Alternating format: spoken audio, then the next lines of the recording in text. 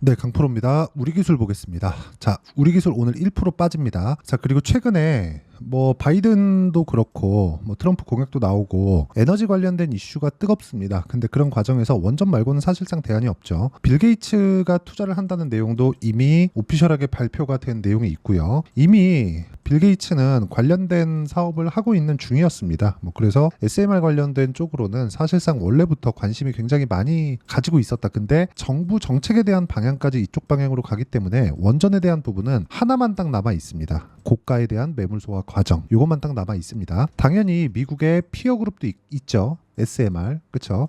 요게 SMR이 소형 모듈 원자로인 것도 있지만 여기서 뭘 봐야 되느냐? 그것도 있습니다. 뉴스케일 파워. 그쵸? 뉴스케일 파워의 심볼이 SMR이에요. 자, 그렇기 때문에 우리가 지금 미증시에서 뉴스케일 파워도 강세, 그리고 약간 조금 주춤했었던 두산 에너빌리티도 지금 최근에 상당히 강한 움직임을 다시 보여주고 있습니다. 하나 남아 있어요. 딱 고가에 대한 매물 소화 과정. 이 구간을 내가 어떻게 해야 되는지 그 내용에 대해서 이해를 하고 파악하는 게 중요합니다. 그러기 위해서는 이평선에 대한 위치, 그리고 어떤 지금 위치에 있는지, 그렇죠? 주가가 그 상황을 파악하는 게 중요합니다. 왜? 미래가 정해져 있으니까. 미래가 정해져 있으면 앞으로 좋아질 만한 부분이 결정이 돼 있다는 거잖아요. 그렇기 때문에 우리가 이 구간에서 어떤 관점에 의해서 주가를 공략할 건지 그 내용에 대해서 이해를 하고 넘어가자는 겁니다. 그러기 위해서는 아까 전에 말씀드렸었는데 구조가 어떻게 돌아가는지 첫 번째로 알아야 돼요. 우리 기술이 움직이기 전에 나왔었던 종목이 있죠. 그게 두산입니다. 두산이 정확하게 3월 달에 고가 돌파를 했고 강세 구간을 만들어냈고요. 이쪽 구간에 두산 에너빌리티도 강한 움직임, 그리고 위에 뭐가 있었죠? 우리 기술까지 강한 움직임을 보였었는데 그 이후에 당연히 고가 돌파 이후에는 매물 소화 과정이 필요합니다. 근데 매물 소화 과정을 가장 적게, 그쵸? 적은 폭으로 받은 종목이 두산이에요. 그래서 지금 두산이 가장 먼저 움직임을 먼저 만들어냈다는 거죠. 그리고 나서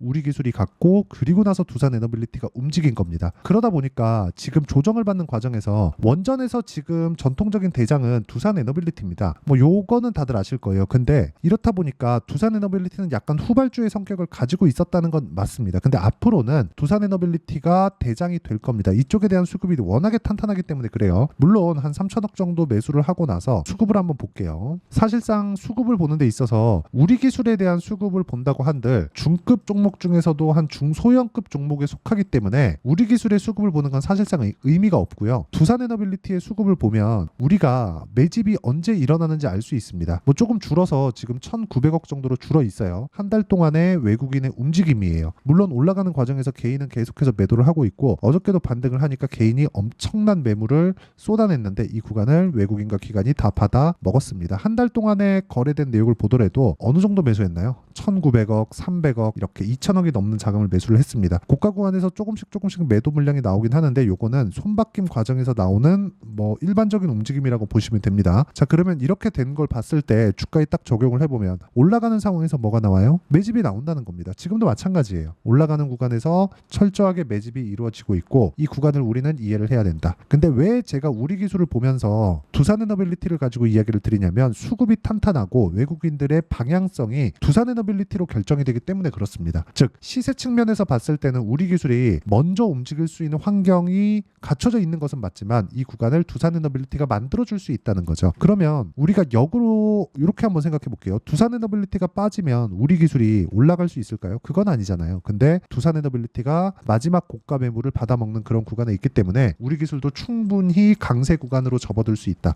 자, 그럼 실전에서 제가 매매를 어떻게 했는지 보여드릴게요. 자, 첫 번째 뭐 DI나 그런 종목은 다 반도체입니다. 근데 반도체 종목을 먼저 보더라도 어떻습니까? 고가 돌파한 이후에 매수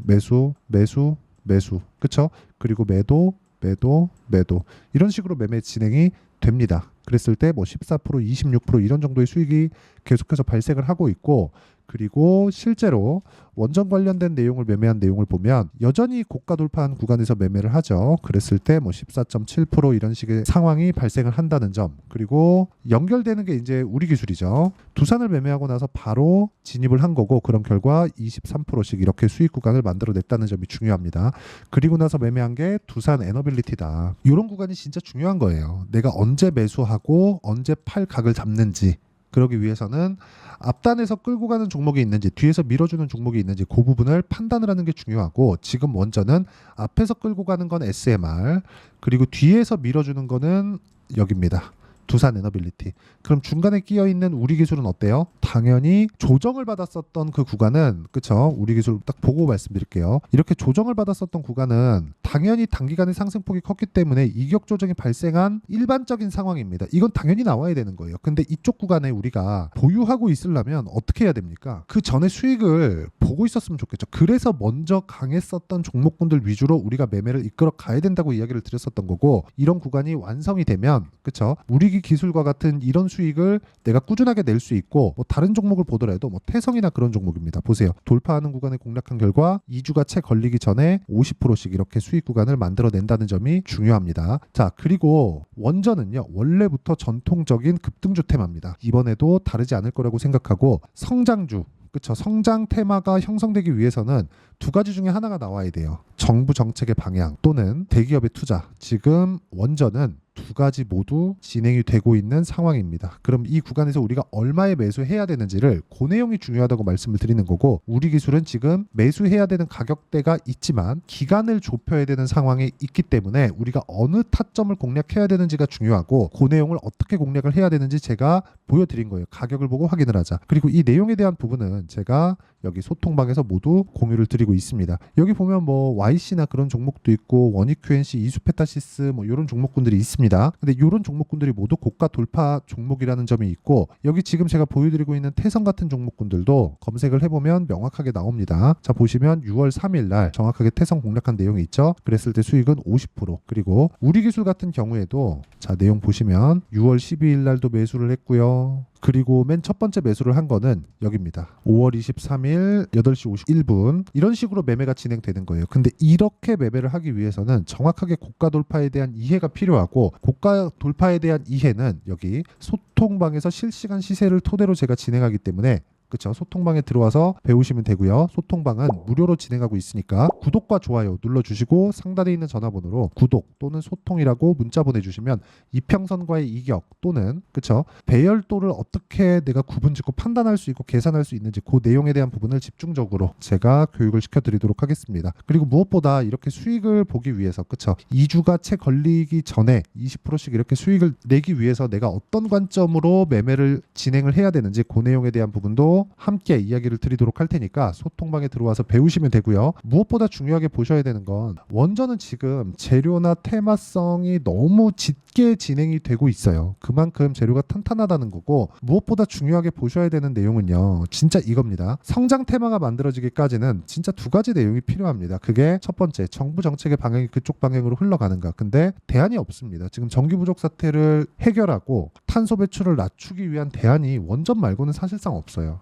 근데 거기서 대안으로 떠오른 게 기존에 있었던 대형 원자로가 아니라 소형 모듈 원자로라는 거죠. 이건 짓기도 쉽습니다. 물론 기간은 걸리지만. 그렇기 때문에 지금부터 준비를 해놔야 된다는 거고, 그 내용에 대한 부분을 가격적인 부분으로 이해를 하자. 가격적인 부분으로 이해를 하지 못하면 주식시장은 진짜 어려워질 수밖에 없습니다. 그렇죠? 그래서 가격적인 부분으로 이해를 해야 되는 그 내용에 대해서 제가 계속해서 말씀을 드리고 있고, 우리기술 같은 경우에 보면, 자, 내용 보시면 올라가는 구간에서 이것도 동일하게 작용을 하기 때문에 이런 부분이 우리기술만 볼 게 아니라 두산에너빌리티를 함께 봤을 때 내가 정확한 타점을 잡을 수 있다는 겁니다. 이 내용 반드시 기억하시고 소통방에서 계속 진행하고 있다는 점 보시고요. 그리고 제가 매매한 내용을 보면 2주 안에 모두 다 정리가 되죠. 이 내용도 제가 여기 단기 보유 전략으로 함께 준비를 해놨고요. 그리고 우리 기술의 변동성, 그리고 여기 두산 에너빌리티의 변동성이 함께 커지고 있기 때문에 이 구간을 어떻게 우리가 판단하고 매매를 할지를, 그쵸? 단기 보유 전략을 활용해서 실시간 타점으로 제가 문자로 공유를 해드리도록 할 테니까 상단에 있는 전화번호로 우리 기술이라고 문자 보내주시면 제가 여기 단기 보유 전략과 실시간 타점을 공유해드리도록 하겠습니다. 자, 어떤 관점으로 주식을 봐야 되는지에 대해서 이야기를 드렸는데, 철저하게 가격 위주로 보셔야 된다는 점, 이 부분 반드시 기억하시고요. 무엇보다 중요한 건 주식시장은 철저하게 미래 가치를 반영하는 과정에서 가격이 먼저 뜨기 때문에 가격 먼저 보고 그 다음 좋아지는 내용이 어떤 게 있는지 보자. 근데 우리 기술은 앞뒤가 똑같습니다. 그래서 제가 계속해서 매매를 하고 있는 거고요. 두산 에너빌리티까지 지금 보유하고 있는 겁니다. 이 내용에 대한 부분을 어떻게 판단을 해야 될지, 그리고 가격대를 어떻게 잡아야 될지를 다시 이해를 시켜드리도록 할 테니까 영상 끝까지 시청하시고요. 모든 분들이 성공 투자하셨으면 참 좋겠습니다. 자, 24년도가 돼도 여전히 시장은 녹록지 못합니다. 이런 상황이 벌어지는 건 어쩔 수 없습니다. 이런 상황에서도 수익이 나는 종목들의 구조는 변하지 않습니다. 즉 대시세 종목에 대한 구조는 변하지 않는다는 거고, 실제 제가 소통방에서 지속적으로 이야기를 드리고 있는 내용도 대시세 종목이나 시장 주도주를 공략하는 건 철저하게 가격 분석을 하라고 이야기를 드리고, 가격 분석 이후에는 이슈에 대한 파악, 그리고 이슈를 파악하고 나서는 다시 내가 얼마에 매수할지 그 타점에 대한 부분을 지속적으로 언급을 하고 있습니다. 자, 근데 생각해 보세요. 시장이 굉장히 어려웠습니다. 어려운 상황에서의 어떤 종목들이 강했냐 보면 반도체와 그리고 바이오입니다. 자, 실제 여기 보면요. HLB에 제가 실제 매매한 내용을 띄워놓고 보여드리고 있는데, 1월 22일부터 매매를 시작해서 4일 동안 31%의 수익 마감이 됐고요. 그리고 여전히 신고가 종목입니다. 자, 그리고 그 다음 어보브 반도체, 이름을 보시다시피 반도체 종목이죠. 그리고 AI 반도체는 지속적으로 강세를 보이고 있습니다. 이 종목도 신고가를 먼저 달성한 이후에 제가 21%의 단기간에 21%의 큰 수익을 내고 마감이 됐습니다. 다시 재공략을 준비하고 있고, 이런 부분은 소통방에서 다 공유를 해드립니다. 자, 그리고 코세스. 자, 코세스 같은 종목도 당연히 그쵸, 신고가 종목이고요. 그리고 반도체 종목입니다. 이 종목도 영업일 기준에서 이틀 동안 대략 한 15%의 수익 마감이 됐습니다.